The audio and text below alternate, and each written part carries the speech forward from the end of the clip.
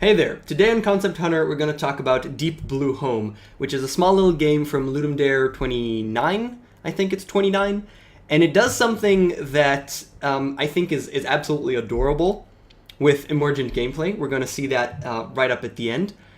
And it also has execution-based gameplay, which is something that I don't often see too much. We can see that it's Deep Blue Home, a game created in 48 hours for Ludum Dare 29 by Julian Reed, also known as Effiamout, if I read that name correctly.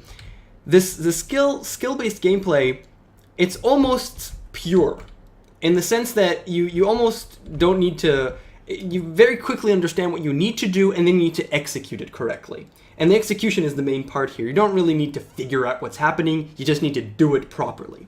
And that's something that I really enjoyed. It has inherent difficulty in it, and it's great. I really love that, and this does it very, very well. So we can quickly see that there's a switch here with a laser there that I cannot pass right now. That means that we are going to get some kind of power in the future. I like calling every game where you get powers to unlock areas a Metroidvania type game. It's not exactly that definition, but that's just, I like calling everything Metroidvania that has that style thing.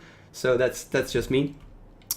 We're not going to talk about the fact that there's switches, lasers, and electrical blocks under the sea, which is a problem, which is kind of weird. We're not going to discuss that though. That's fine.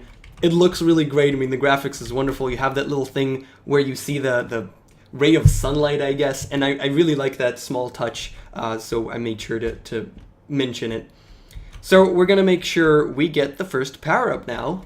We're going to get there just in time. And we get the charge ability. Alright, press the control key in order to charge. So before I actually press the control key in order to charge, before I die, actually, which kind of helped me, it seems, I want to mention my only complaint about this game, and that's the controls. Arrow keys is perfectly fine for movement, clearly, but you use control and later on space, and I don't like that. It's kind of awkward and uncomfortable to use control and space in quick succession, and you do use it in quick succession sometimes. I would much rather enjoy any other key on the keyboard. A and S would work, whatever it may be. So I'm using this charge, and you may have to time your charges wisely. So, oh, there you go, already missed one. I'm just using this charge in order to get from place to place. We noticed that previously I couldn't get there in time, and now I definitely can. There you go. Made it through. Because of this charge, wait, yeah, I did make it. Because of this charge, I can make these runs. These are things that I could not do before, but now I definitely can. I'm gonna try and do this little area here because I want to show you something that comes up a little bit later. Note that I cannot, there you go, made it just in time. And on to the next area. Note that once I'm charging, I can't actually control my actions anymore, so I can't do anything. But the way that I can control it is if I bounce off a wall. And then I can get a little bit of control over it because of that bounce. And this is highly useful, especially later on. So yeah, there's giant blocks of electricity that we kind of try to avoid right now. That's alright. And this one, let's see if I can make it. Took me a little bit of time. Yep, made it.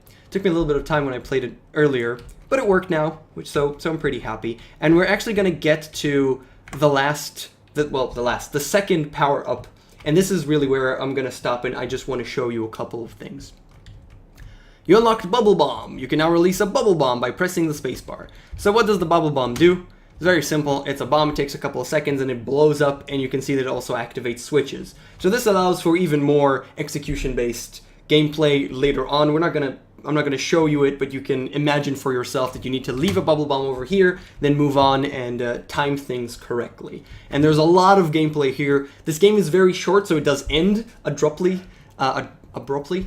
because you know it's short and it's 48 hours, so you can't complain about that. But what I want to show you here is the fact that this bubble bomb, if I just stand still, I'll just put it there. It has a little bit of a radius of an AoE, and that's it. But if I move, it actually kind of maintains my momentum and goes further.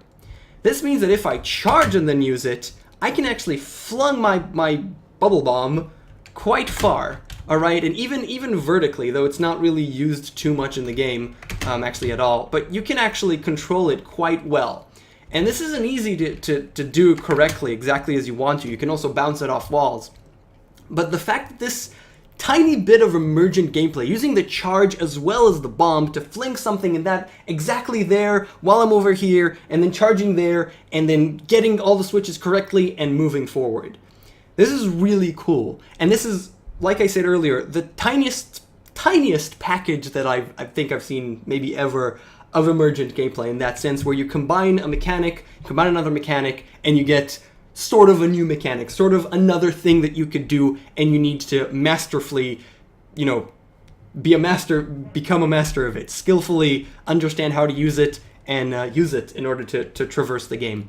So I really enjoyed this game. It's called Deep Blue Home by Julian Reed, also known as Effiamout or Effimoot. I don't know if I'm pronouncing it correctly. Hopefully so. I really liked it. I finished it. It's very short. It ends pretty quickly after this.